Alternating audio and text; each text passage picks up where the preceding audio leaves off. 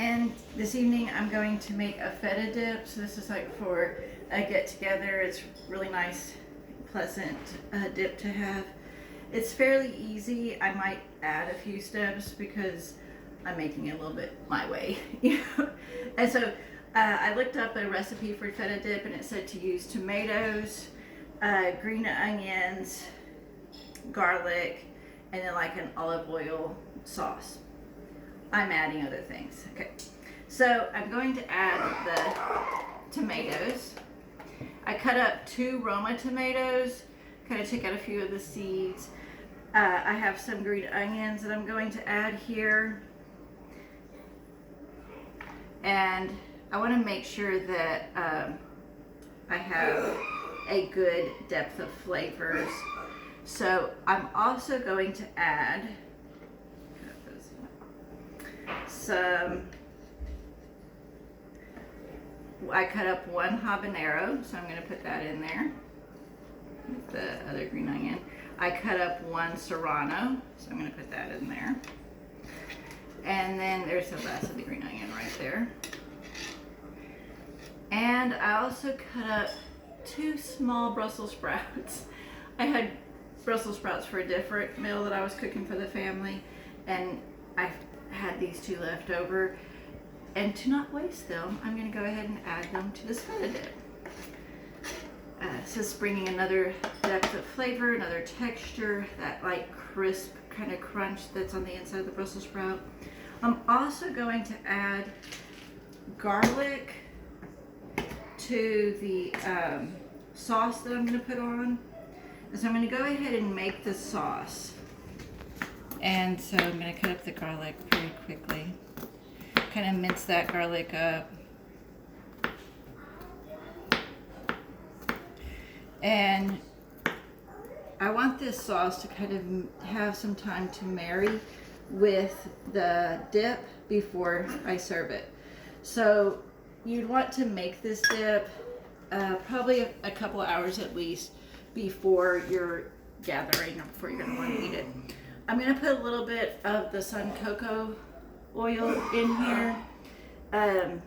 It said to use olive oil, but this is what I have right now, and I like the flavor of the suncoco.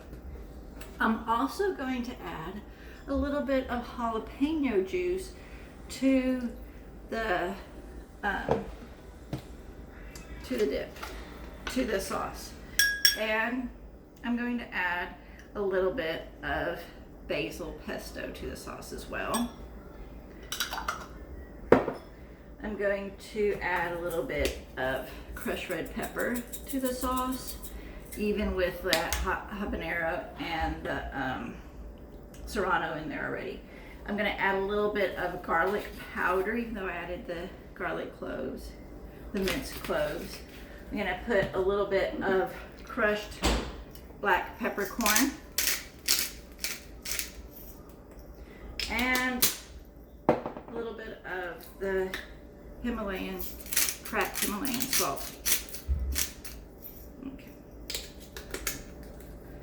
I'm going to stir that all up in there, kind of mix that all in.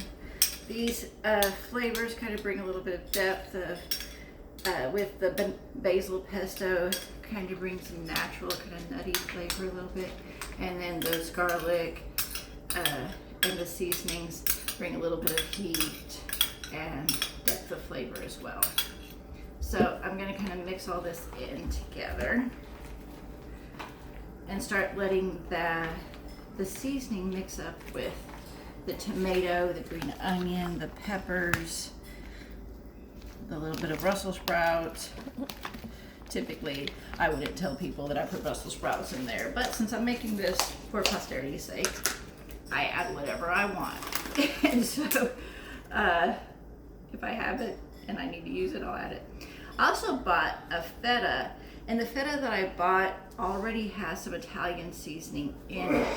So that also brings another little depth of flavor to the dish as well. So I'm going to get all of this in there.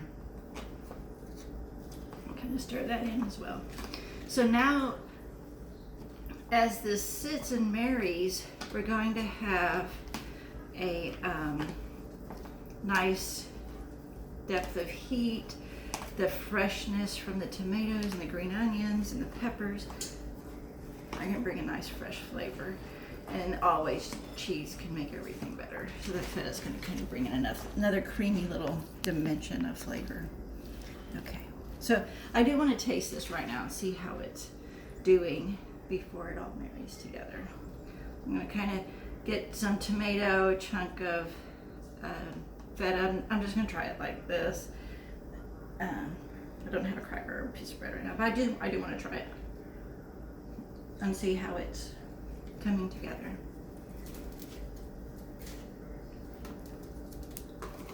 Okay, I can already taste some of the heat.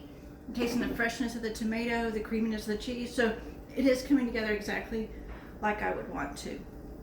I have some spinach in the refrigerator, and so I'm going to add some spinach as well, and it'll kind of make it go a little bit further and add another flavor of earthiness to the food.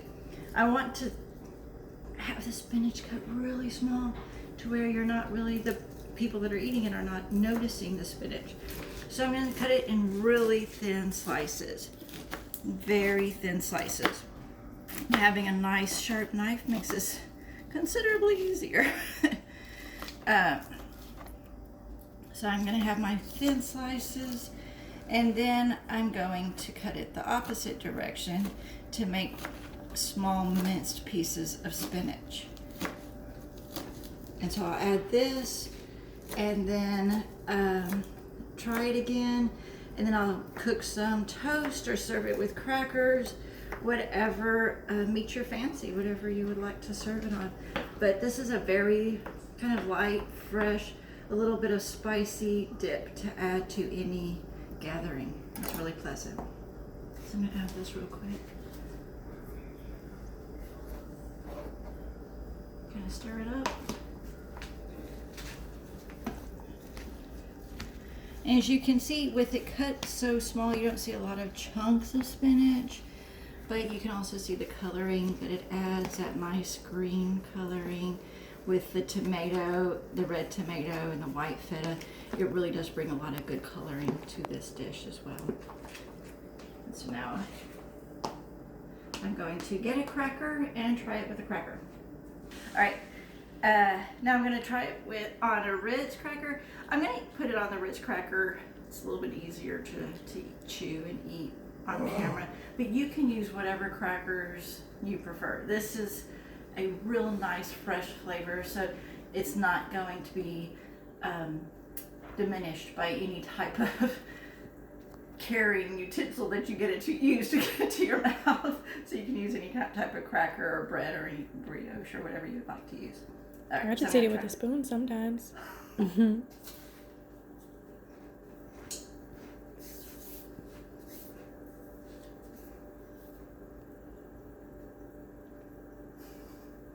Spicy. I did eat cracker, which is drying my mouth out a little bit, but it's really good. I really like the food that I make.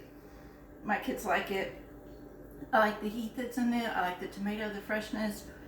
It does mix really well with the saltiness of the cracker, and so it just comes together as a nice, fresh, spicy treat to have at any gathering or even as an addition to some sort of meal maybe. So let me know what you think. If you like that changes that I made to the feta dip, if you make different changes, if you just leave it as an original recipe with just the tomatoes, the feta, the green onions, and some olive oil. So let me know what you think. And like, subscribe, and share. Thank you. Bye. Bye.